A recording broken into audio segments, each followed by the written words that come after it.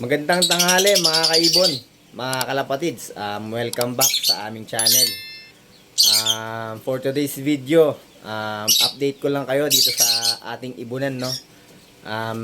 Ito yung mga ipaparaffle natin sa next na raffle natin.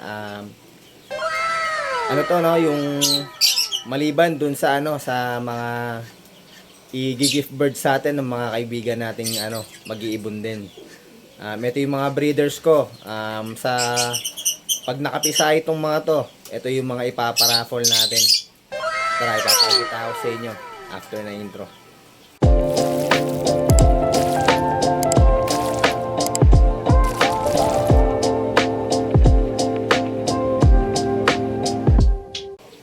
Bago pala yun guys, no? Shout out pala kay Sir ano, Francisco. Siya yung nakakuha nung napanalunan ni Sir Lucky Brats na ano, ibon, no? Nagkasundo sila na sa kanya ibigay yung ibon. Maraming salamat kay Sir Lucky Brats at kay Sir Francisco, no? Maraming salamat sa suporta ninyo. Ayun, congrats kay Sir Francisco dahil na siya yung nakakuha ng ibon na pinaraffle natin. Ang ID ng ibon na nakuha ni Sir Francisco yung ano, Fire Blue, Pale Follow, Possible Split Opa, if cock. Yun, no? Napakaganda. Tapos shout out din kay Sir RBQP Lopez. Binigyan na naman niya tayo ng ano, itlog ng mga alaga niyang African lovebirds, no? Yun, sana mapisa lahat yun para may maipamigay tayo dun sa ano natin, sa raffle natin. Marami tayong maipamigay. So guys, yun lang, no? Yun lang yung ano, shoutout natin yung ano na to. Yung iba kasi hindi ko na maano makita yung comment nila. Hindi ko na sila ma-shoutout kasi ano, busy. Kaya yun, no, pasensya na po sa mga hindi ko na siya shoutout. Shoutout na lang po sa lahat ng followers natin. Yun, maraming salamat po sa suporta ninyo. A few moments later. So guys, umpisaan natin dito sa ano natin. Project ano, Opa Pale Follow. Yung Fire Blue Split Opa, Split Pale Follow natin. Tsaka yung kapares niyang Mauve Pale Follow. Malapit nang mag-egg. Sinilip ko kaninang umaga, wala pa rin silang itlog, no? Yun, pero malapit na, magana yung pitnong hen natin.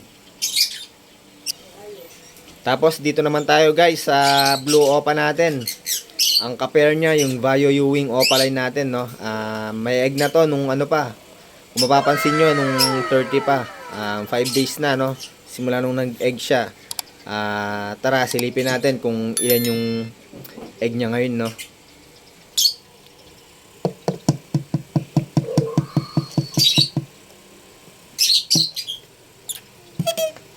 Kaya guys, lumabas na yung hen.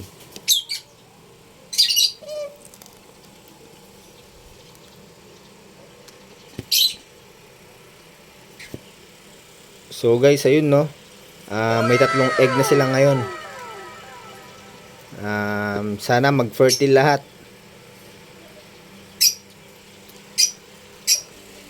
Tapos guys, dito naman tayo sa ano natin, no. Back to back Fire Blue Opaline. Yung cock natin Fire Blue Ewing Opaline, tapos yung hen natin yung Torque Fire Blue Opaline. Malapit na rin silang mag-egg, no. Nakikita ko nagme-mate na sila. Tapos nesting na rin yung hen, kaya pag nagkataon kukuha din tayo dito ng ipaparaffle natin, no. Basta sa lahat ng breeders ko guys, kukuha tayo ng tigi-isa na ipaparaffle natin. Tapos guys, dito naman tayo sa pinaposter natin, no. Ito rin yung galing kay Sir Lopez na itlog. Yung egg niya ano na binigay, split ino tsaka split pale follow, pareho yung parents nung itlog. Pakita ko sa inyo, malalaki na yung mga ano inakay nila. Ito yung poster parents nila guys. Magaling bumuhay mga yan, kaya dyan ko lagi pinapaposter yung mga binibigay ni Sir Lopez. Tara, silipin natin.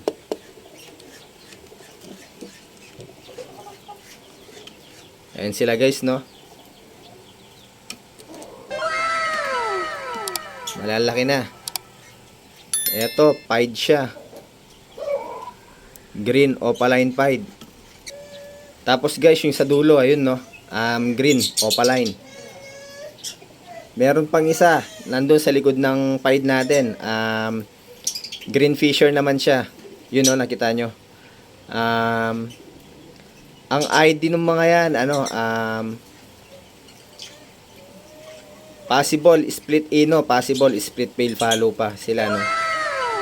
Bali gagawin nating future breeders tong mga to, yung binigay sa atin ni Sir Lopez. Dapat kukuha tayo nung nakaraan dito, no, nung ipaparaffle natin, kaya lang maliliit pa, kaya hindi na natin sinama. Tapos ngayon gagawin na lang natin future breeder yan sila. Pang future breeders natin yung mga yan. Tapos guys, dito ano sa ano natin, Opa Pale Follow project natin. Parang banded na sila, no? Nakikita ko nagdidikit na sila eh. Kaya lang di ko pa binubuksan yung nest box nila kasi matapang yung hen, baka bugbugin niya yung kak, no? Napakaganda pa naman ng kak natin. Blue Opa Pale Follow.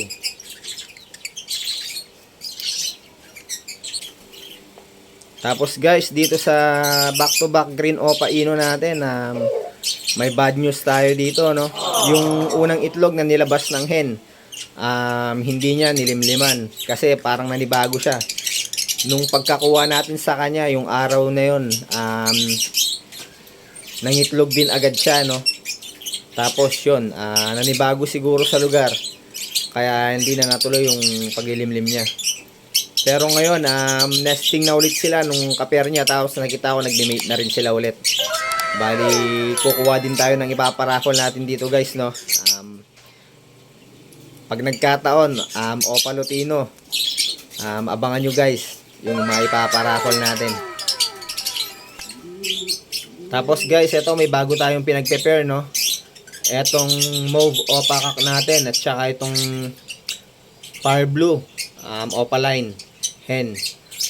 Pero di ko pa sure yung gender nila, no? Pero yung fire blue malamang hen na siya. Sa base sa kanyang behavior, hen siya. Tapos naman itong mauve, base sa behavior niya, kak din siya, no? Pati sa itsura. Yun, kaya pinag-prepare natin sila ngayon. Tapos nakatakip pa yung nest box nila para ano, baka bubugin ng hen yung kak natin eh. Yung mga hen matatapang yan, kaya dapat kailangan banded na talaga sila bago natin sila ano, isa lang, bago natin buksan yung nest box nila. Tapos guys, meron pang isa, ito last na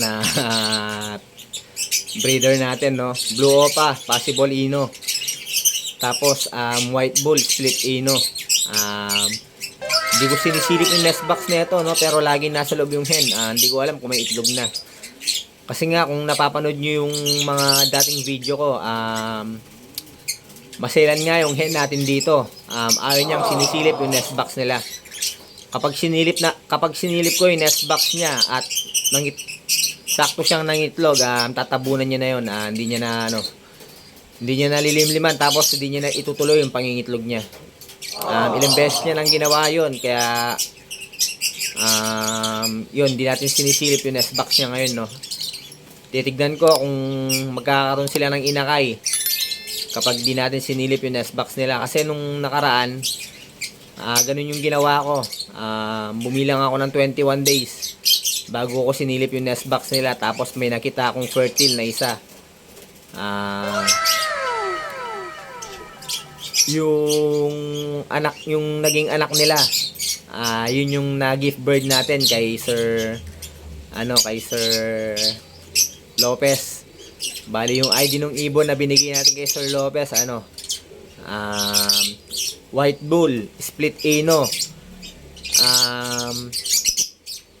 split Opa if cock, opaline if hen. Kasi Opa cock yung kapir niya dati na split Ino.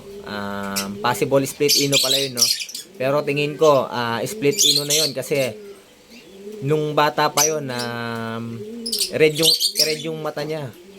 Tapos nung tumatanda siya, habang lumalaki siya, nawawala yung pagka-red eyes niya. Pero yun, no, sa tingin ko, split ino na yung naibigay natin kay Sir Lopez. So sana makapagpalabas din tayo dito para marami yung maibigay natin sa raffle natin. Tapos guys, ito pala yung laman ng flight cage natin. 4 na Albs 1. Tapos magkakapatid yan yung Albs 1 na yan. Tapos isang Lutino, split OPA, possible split OPA if cock, tsaka albino, possible split OPA if cock. Tapos yung Vaio, opaline, pale follow. Hindi pa nakukuha itong albino, opaline. Albs 1 nung nanalo, no, kay ni Sir Ryan Jimenez. Hindi ko pa siya na PM kung kailan siya pupunta dito. Yun, baka i-PM natin siya para makuha niya na yung ibon niya. Tapos etong isa nating ibon, yung Vaio opaline pale follow natin, di pa rin nakuha ni Sir Bastian at Bincula. Mag-iipon muna daw siya para sa shipping, no. Parang bata lang kasi yung nanalo dito sa ano natin, no, sa raffle natin. Tapos yan guys, yung katabi niya si Blue yan yung hunted natin. Bali sinasama natin sila dito sa flight cage, no, para masanay sila na may kasamang ibang ibon. Dito naman tayo sa pairing cage ko guys. Wala, dalawa na lang yung laman, no. Dalawang hento. Yung isa, yung green pied opaline. Gift bird sa akin yan ni Sir Lopez. Yan yung gift bird niya sa akin. Medyo matapang siya kaya ano, hindi ko siya maparisan, no. Yung mga kak na pinaparis natin sa kanya, ano, natatakot. Medyo maano siya, matapang talaga. Tapos yung isa, yun namang bigay sa atin ni ano, Sir Sean Villar aka Asyong Bartolome. Yung Fire Blue, possible dan follow natin. So guys, yun lang yung update natin ngayon sa ating ibunan, no. Sana mangitlog na lahat yung mga breeders natin para sa next raffle natin marami tayong maipamigay. Kung ilan yung breeders ko guys, yun yung ipaparaffle natin, kasi kung ilan yung breeders ko, bawat isa doon kukuha tayo ng ipaparaffle natin. So guys, yun lang, no. Maraming salamat. Yun lang yung update natin ngayon sa ating ibunan. Wag niyo sanang kalimutan, ano, wag niyo po sanang kalimutan mag-follow at mag-subscribe sa aming Facebook page at YouTube channel. Maraming salamat mga kaibon, mga kalapatids. Ingat and God bless.